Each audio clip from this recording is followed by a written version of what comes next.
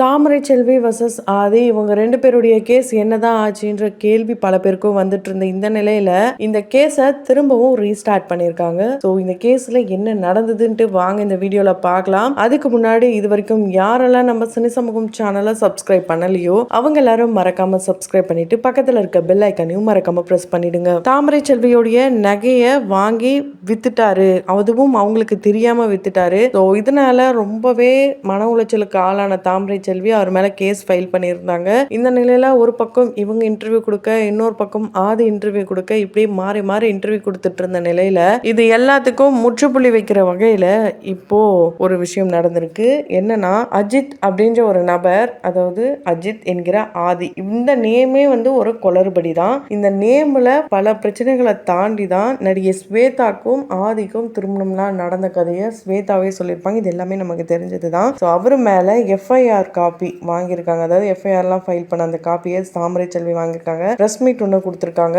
இதுல அவர் 1.25 லட்சம் பேரம் பேசுனதாகவும், அதுக்கு இவங்க எனக்கு அதெல்லாம் தேவையில்லை, நீ ஒரு திருட்டு பையன், உன் மேல கண்டிப்பா ஆக்ஷன் எடுக்கணும், நீ ஜெயிலுக்கு போகணும், நீ என் குடும்பம் மட்டும் அழிக்கல, பல குடும்பத்தை அழிச்சிருக்க அப்படிலாம் அவங்க அந்த பிரஸ் மீட்ல சொல்லியிருக்காங்க. காசு வேணாம் இப்படிலாம் இவங்க சொன்னது மட்டும் இல்லாம, இந்த காசு டிரான்சாக்ஷன் பண்ண எந்த ஒரு ஆதாரமும் இல்லாத நிலையில இப்போ ஆதாரம் கிடைச்சுதான் அவர் மாட்டிக்கிட்டாரு. இந்த எலெக்ஷனால தான் இந்த கேஸ் அப்படியே ஹோல்ட் பண்ணி வச்சிருந்தாங்களா. இப்போ எலெக்ஷன்லாம் முடிஞ்சதுனால திரும்ப ரீஸ்டார்ட் பண்ணியிருக்காங்க.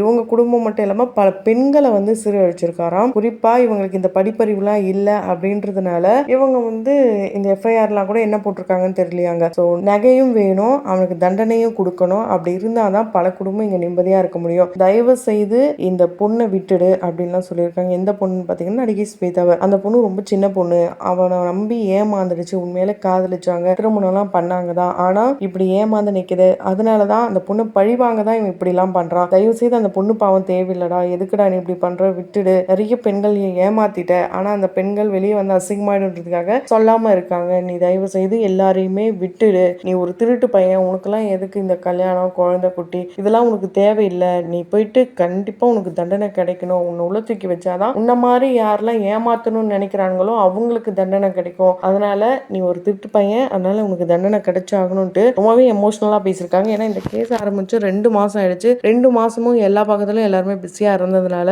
இப்போ இந்த கேஸை திரும்ப ரீஸ்டார்ட் பண்ணியிருக்காங்க. இந்த நிலையில அந்த ஆதி காணாம போயிருக்காரு. பொதுவாகவே இன்டர்வியூ அப்படின்னாலே எல்லாருமே அவங்க ஆஃபீஸ் கூப்பிட்டு தான் வைப்பாங்க. ரொம்ப பெரிய செலிபிரிட்டிஸ் அப்படின்னா தான் அவங்களோட வீட்டுக்கு போவாங்க. ஆனா இந்த ஆள் பாத்தீங்கன்னா இவர் எங்க கூப்பிடுறாரோ, வீடுலாம் கூட கிடையாது, இந்த பார்க்கு, பீச், இது போல ஏரியாக்கள் ஒவ்வொரு டைமும் ஒவ்வொரு இன்டர்வியூலையும் பாத்தீங்கன்னா ஒவ்வொரு பிளேஸை மாத்திக்கிட்டே இருப்பான். அதனால இந்த மாதிரி ஆட்கள்லாம் இந்த மாதிரி வெளியே தைரியமா சுத்தவே விடக்கூடாது, கண்டிப்பா அரெஸ்ட் பண்ணியே ஆகணும், அவனை ரிமாண்ட் பண்ணியே ஆகணும், இப்படிலாம் சொல்லியிருக்காங்க. இவங்க சொன்னது 100க்கு 100 உண்மை. இப்படி ஒருத்தங்க இப்படி எந்த அளவுக்கு தைரியத்தோட சுத்த முடியுது, இவ்வளோ மீடியால இவ்வளோ பேர் இருக்காங்க, இவ்வளோ தண்டனைகள்லாம் கிடைக்கும், இந்த மாதிரி நம்ம ஒரு தப்பு பண்ண மாட்டிக்கிட்ட என்ன ஆகும், இது போல எதுவுமே யோசிக்க மாட்டாங்களா, இல்லை இதுக்கு பின்னாடி ஒரு டீம் இருக்கா, இது எல்லாத்தையுமே அந்த ஆளை அரெஸ்ட் பண்ணி விசாரிச்சா மட்டும்தான் தெரியும். ஏன்னா தனி நபரால இவ்வளோ பேரை ஏமாத்திக்கிட்டு இவ்வளோ பேருக்கிட்ட இருந்தும் தப்பிச்சுலாம் ஓடுறதெல்லாம் பெரிய விஷயம். ஸோ இதெல்லாம் சாதாரண விஷயமே கிடையாது. கண்டிப்பா தாமரைக்கு மட்டும் இல்லாம